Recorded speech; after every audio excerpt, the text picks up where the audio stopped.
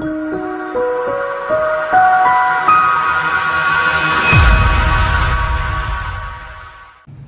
are with Ms. Anchalika Kijkanakorn, Managing Director and Founder of Akaryn Hotel Group at the Hotel Management Thailand Summit in Bangkok. Ms. Kijkanakorn, what do you think are the key differences between independent boutique and international chain hotels? Well, the key differences, I think, are the sizes, obviously. And let's just be clear that when we're talking about chain hotels, let's just kind of frame them in terms of the larger chain hotels such as Hyatt, Hilton, Marriott, because those kind of companies and brands have sufficient number of hotels to qualify as chain. Independent boutique doesn't have to be a lonely hotel either. For example, there are independent hotel which is standalone, but there are also independent brand hotels like ours that are independent boutique and are managed as a smaller boutique brand. The key differences between the chain and the independent branded hotels, to me, is the ability to tailor the service and products, or the hotel and the hotel service, to the locality of where we're operating, without being too stuck to the brand standard that makes chain hotel great. Not that there's anything wrong with it, because sometimes you want something that you know. Sometimes, and this is what I will always stick to when I go on a business travel. I'm tired, I'm running around, I want my McDonald's and I want to stay at the Hilton or the Hyatt, because I know when I go in, this is what I'm gonna get, and that's a peace of mind. But certain times when I'm traveling to explore the world, I would like to have a place where I can feel the difference, feel the sense of belonging to the place where I'm visiting. And this is where the boutique hotel, the boutique independent branded hotels come to play. What are some of the key criteria owners consider when closing between the two? Owners, I think the owners should always choose what is best for their property. So if and it's actually the difference between the owner profile as well. So it's not just why we should choose independent versus boutique or chain, but the profile of the owner is different. If you're an institutional investor that has certain yield requirement, consistent, then most likely it is going to be a chain hotel where you know what you're getting. A lot of time the boutique hotel owners are doing this because of the passion. It's a lot of time they make money somewhere else, and then they want to do something that they're proud of, that they can be associated with, and this is where the boutique brand come in. But not only that, the owners also choose between what is the one that will make them the best return on the money. This is how I think, because my background is finance. You shouldn't do anything that doesn't make you return. So in the way that first you look at the location, you look at the product mix, what is there already, what will bring you the best RevPAR or the best profitability for that particular location. So if it's already got a lot of the chained hotels, so maybe the next one should be boutique hotel. Or if you've already got a lot of boutiques hotel, the next one, you need to look at what's missing in the market. So you manage a number of brands, including Akira, which is located in Chiang Mai and recently opened in Tong Lo and Phuket as a beach club. Please tell us about the brand and these two new properties. The Akira is a brand that we've started a few years back and has gotten a lot of following and success. So as you can see, we have more and more Akira coming up. The Akira in Sanskrit means the source of light, and therefore it means the sun. So the sun is out there, is active, is passionate, is strong, is vibrant, is powerful, and that's where Akira comes to play. The location of Akira is in the city center. If it's in Chiang Mai, it's in Niman. If it's in Samui, it's in Chaweng. If it's in Bangkok, it's in Thong Lo, which is where you want to be when you're in Bangkok. And when it's in Phuket, it's a beach club. So it's younger, not too young. I mean, even I go, but it's more vibrant. It's millennial. It's a little bit laid back. It's a fun place to be. In terms of Alinta is something that grows with us, and what I want to call is a barefoot luxury. It's got multi-units rooms, so it's got 2, 3, 4, 5 bedrooms, beachfront villas. It's got pool villas. It's got space. I think it's probably the space to be able to enjoy the time with the people you care about without being interrupted. So that's Alinta. So the Alinta brand was where you started, growing your family's beachfront, those in Thailand's first barefoot luxury resort in 2004, in Pramburi and then in Phuket 2 years later. How is this brand evolved over the years, and are there any additions planned for it in the future? The brand evolves with me, I guess, because I built it.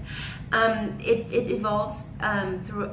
In the beginning, when we started the Alinta, it was really a lot of half of the resort is built for adult only, and then we have the design of the resort is outside living in, and then you have private pool, and you have glass wall that opens up into the swimming pool, and all of a sudden I got married, and then I had kids, and then all of this glass door that opens directly into the pools becomes a nightmare for me. So we have kids club now. It's a lot more zen now, but I think the same DNA is still there. It is catering to wellness now. The spa has evolved into a wellness, because as I get older, I think wellness is more important to me than just good food and good life. So and Ayura Wellness is started. So in terms of Ayura, we have anti-aging. As we all get older, we want to fight that along the way. You have weight optimization, you have rejuvenation, and then you have detoxification. So these are the things that goes into Ayura Wellness. That is really important, because I think what Akaryn Hotel Group does well is being an Epicurean professionals. We try to make the things that are good in life available to our guests, and that's what we put in Alinta, that's what we put in Akira, whether it be good food, good place to be, feeling good, and looking good while doing it. Great. What's next for the Akaryn Hotel Group? Will you be growing further outside of Thailand? Hopefully, yes. We're looking at Vietnam at the moment. There are a couple of projects that we're looking at. And we're also looking into Laos, Burma, and Cambodia. Basically, it would be anything within an hour flight from Bangkok. I would like to explore. Great. One of my favorite topics now about the digital technologies. Yeah. So in terms of the digital technologies, media, how important is this for your customers and for your business growth and development? It was really funny, because I just gave a keynote speech at the conference and talking about digital disruption. Digital disruption is so disruptive. It is so confusing, and it goes faster and faster all the time. And especially for independent hotel operator that is like a one hotel, one standalone hotel, I don't know how you handle it. And luckily we have a few hotels within our umbrella, and then we have the economy of scale to try to catch up. I mean, in 2014, mobile replaced laptop. Nobody uses laptops anymore now. Everything is on mobile. Then in 2015, pictures replaced words, and then in 2016, video replaced text. And now 2017, we're going to GIF. the attention span is shortened, and it's the millennials now that's driving the economy. So yes, it is really important how we touch, where are the touch point with the guests. I think it is important in terms of marketing. Social media is important. We're now entering, or we are halfway through referral-based economy. Before you book a hotel, you look at the reviews of the hotel. It is not just on the hotel reputation alone, it's the reputation of the hotel outside of its own sphere that makes the decision happen or not. So yeah, digital disruption is crazy, and it's hard for a standalone hotel to compete. It used to be easy. It used to level out the playing field for independent hotel, standalone hotel, because it opens up the website. Now everybody can sell online. OTA has arrived. You can compete with Marriott.com. You can compete with Hilton.com. But now it's taken even further, and the speed of change is lightning. So unless you're staying on the edge of technology all the time, you're not going to be able to compete. So last but not least, what are some of the key trends you see in hospitality in Thailand and Southeast Asia over the next 3 years, let's say?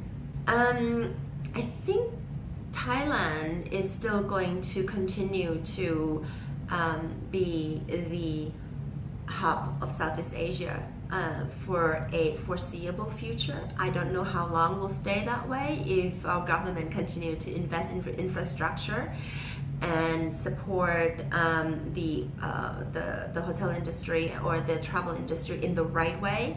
I think we will stay ahead of the game. A lot of the neighboring countries are catching up in big ways. So there's threats there. There's going to be certain displacement of tourists.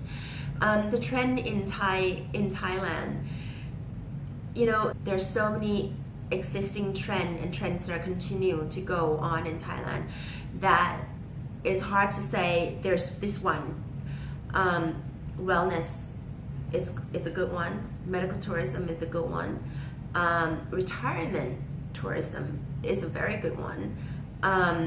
TAT has just invested a lot of money in invite Michelin Guide into the country. I think it's probably one of the best investment they've ever done for the country, and I commend them for doing it. And it's great to be put on the map. I mean, everybody loves Thai food. Thai food is famous all over the world, and finally we're able to kind of put some sort of categorization on that and able to differentiate. I think those are the key trends: beauty, medical, and when you're talking about medical tourism, there's like the health medical tourism. There's also beauty medical tourism. So Thailand's got so many things going on for it, and we don't have to always be the cut price place. Thank you very much. Thank you. Excellent.